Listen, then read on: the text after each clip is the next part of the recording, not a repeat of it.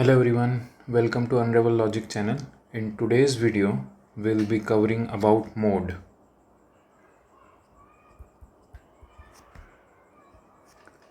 In our previous videos, we covered about arithmetic mean and median. Let's start with the formal definition. Formal definition.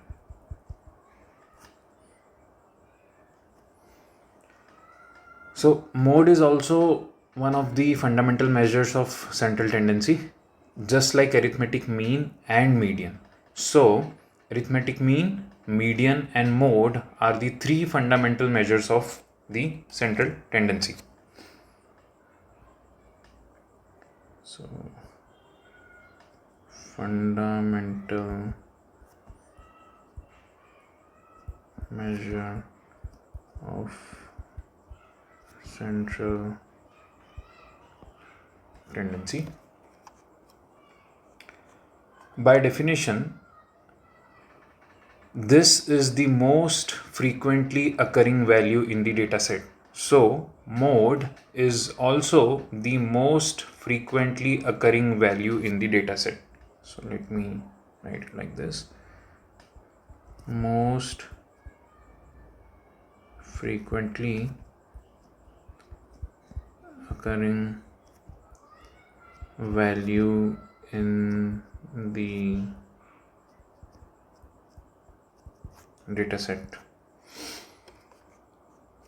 Now let us look at the formula.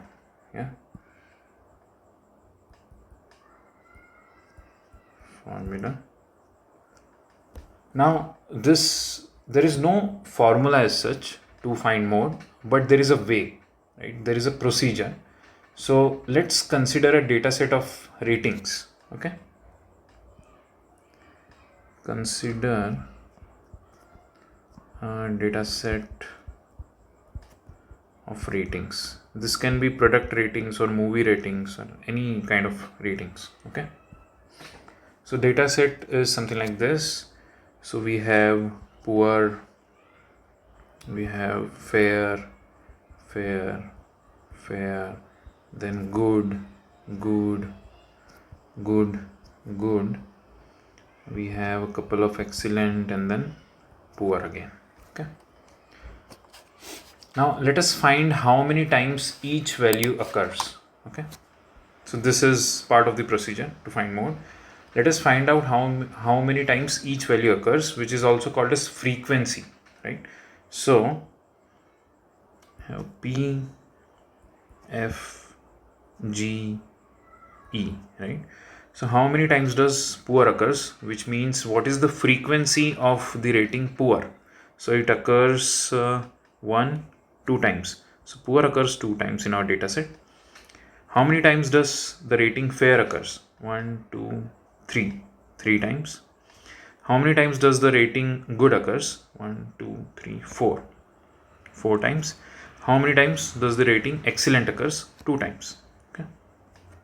Now after this, the procedure tells us that which is the most frequent rating we need to find out. Okay, so we can clearly see that good is the most frequently occurring rating. So we can simply do this. This is the most frequently occurring rating. Yeah. And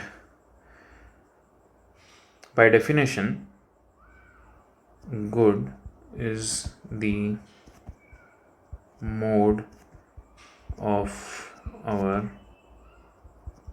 data set. Okay, good is the mode value, good. Okay, so this is the procedure. So you basically find out what is the frequency of each kind of value in your data set, just like we did for each rating, and then the rating with the most frequency, or the value with the most frequency, or the most frequently occurring value, would be the mode. Okay. So this is basically on paper, but if you have a very large number of very large data set, right, which has lots and lots of values, you won't be able to do it just like we did on paper, right? So there are tools. You can probably use Python, you can use R language, right? Or you can also use Excel, right, to calculate this. Okay, and there are ready-made functions available to calculate these values, all three of them, basically arithmetic, mean, median, and mode. So you don't have to do all this that we are doing, but this is just to make you all understand that what goes on behind the scenes, what it actually does, how it actually works. Okay, so we understood the formula, we saw the formula, right? Now let us understand the mathematical intuition behind mode. How does it help? What does it really mean? Okay, so mathematical intuition. Okay, so as we saw that mode is the most commonly occurring value in the data set. So we can say that the mode is the value which we are most likely to get. Okay, the value we are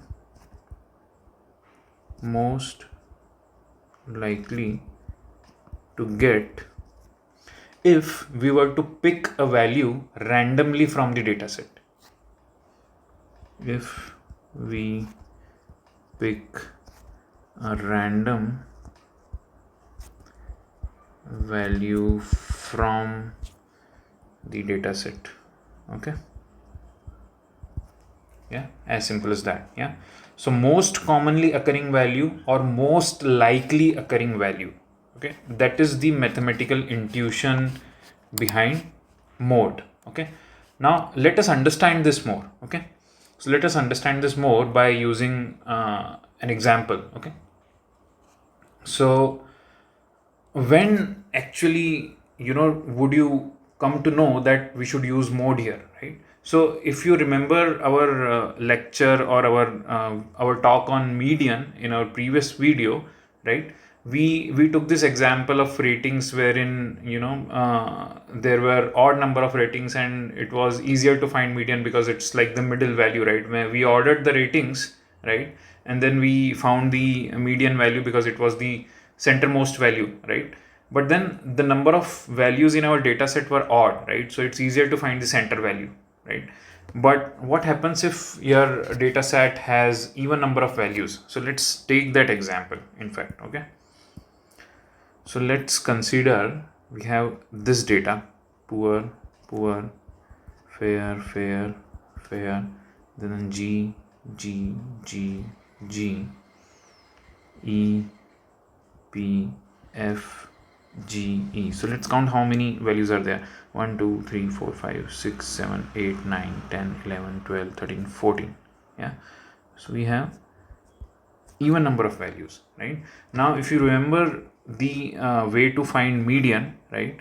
You basically are looking for the centermost value. But in this case, if you divide 14 by 2, you would get 7, right? But then on the one side you would have 6 values and on the other side you would have 7 values, right?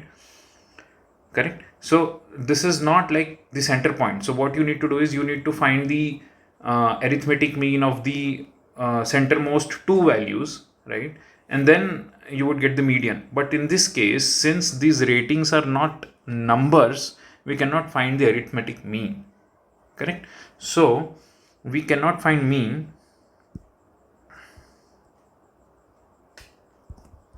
Cannot find mean. And naturally we cannot find median.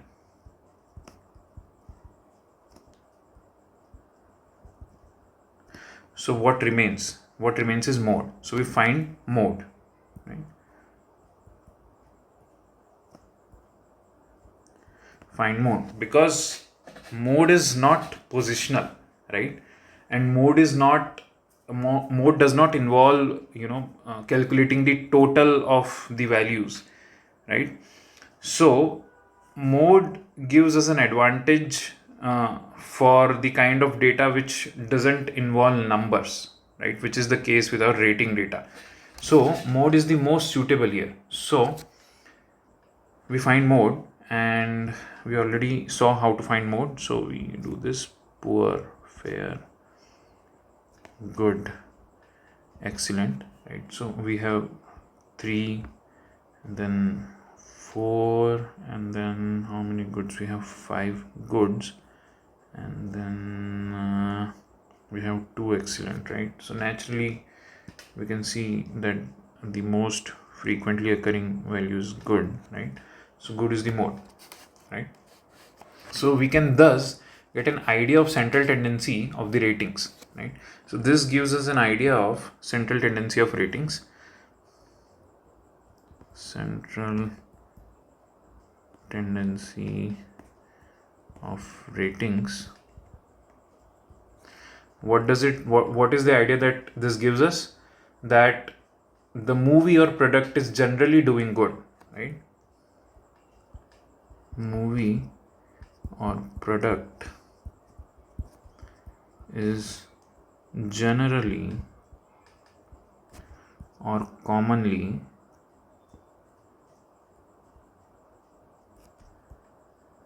rated good. Yeah, commonly rated good. Okay. Now some basic properties of mode, right? So what happens if two values in the data set have the same frequency, right? So consider some dummy data, right, wherein we have P, F, G, E. We have 3 of these, then 4 of these, then 5 of these, and then again 4 of excellent, right? So you can see that fair and excellent have the same frequency, right? So what is the mode in this case?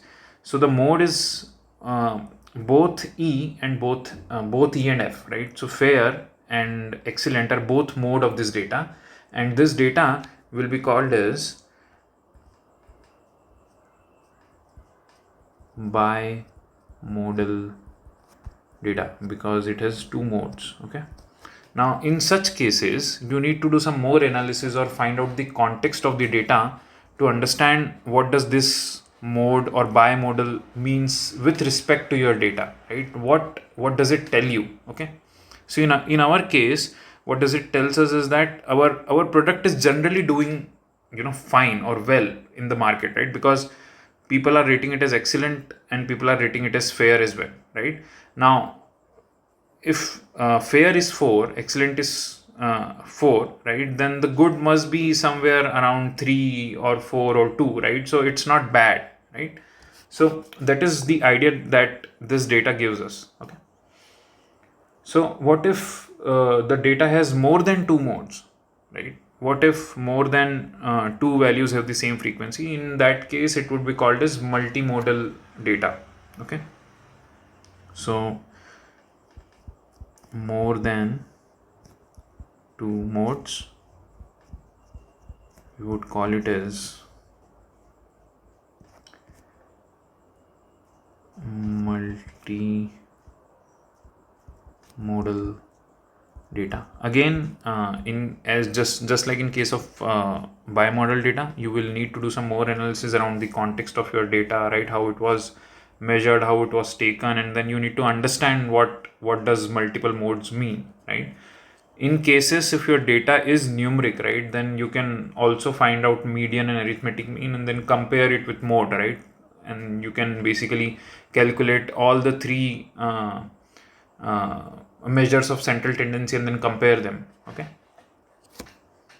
So let us take another example, which is sort of like a real world example. Okay. Another example. Let's close this now. Okay. So consider a case where you are a t-shirt shop owner. Okay. So t-shirt shop owner. Okay. And you need to manage your inventory. Okay. Manage your inventory. And this is the data that you have, right? So you have the data of your most recent sales for a white t-shirt. Okay. So white t-shirt, recent sales. Okay, so basically size of white t-shirt recently sold. Okay, sizes of white t-shirts recently sold basically. Okay, so you have small, L, then S, M, then you have XL, S, and then M, right? So these are the t-shirt sizes recently sold for a white t-shirt. Now, based on these sales, you need to know that which sizes you should order or make more of. Right? Which sizes to order or make more of. Right? So you must have gotten the idea by now, right? So we naturally find the mode of this data to understand which size is the most frequently sold size. Okay, so S, and then we have M, L, and then XL. Okay, so how many smalls did we sell? Sold 5 of them. How many mediums? We sold 7 of them. Then 3, and then 2. Okay, so you can clearly see the mode is medium, right? So size medium is the most frequently sold size. Size medium is the most frequently sold size, right? This is very evident. So you have already gotten your decision, right? So you should order or make more of size M on priority so that your customer requests are fulfilled, right? So order or make more of size M. Okay, and then you can see this is like this gives you an idea, right? So you can also see what is the next frequently sold size, right? So that is clearly size S, right? So although this is not mode of your data, but you get an idea, right, that along with medium, the second priority should be given to size small, right, which was the second most frequently sold size of your white t-shirt, right? So you understand how it is used in day-to-day life, right? So when to use, right? We already saw an example, but let's formally see when to use. Okay, so use mode or calculate mode in cases where your data is categorical and ordinal. Okay, categorical and ordinal. So the rating data or the size data that we saw is ordinal as well as categorical, right? Because small size is a category of sizes, right? Medium is a category of size, large is a category of size. Similarly, fair or poor or good or excellent are category of ratings, right? And these things are ordinal as well, in the sense that if you see, the S is the smallest, then comes the medium, then comes the large, and then comes the extra large. Similarly is the case, similarly the case is the same cases with the rating data as well, right? So these kind of data are both categorical and ordinal, right? So in such cases you should prefer mode, because naturally you won't be able to find arithmetic mean or median of this data, because this data is not numeric in nature. Okay, correct? So this is where I conclude, right? This was all about mode. Thank you for watching. Please like, share and subscribe for more such content. Thank you, and I'll be making videos on some more topics on statistics going forward one by one, right? So please stay tuned. Okay, thank you.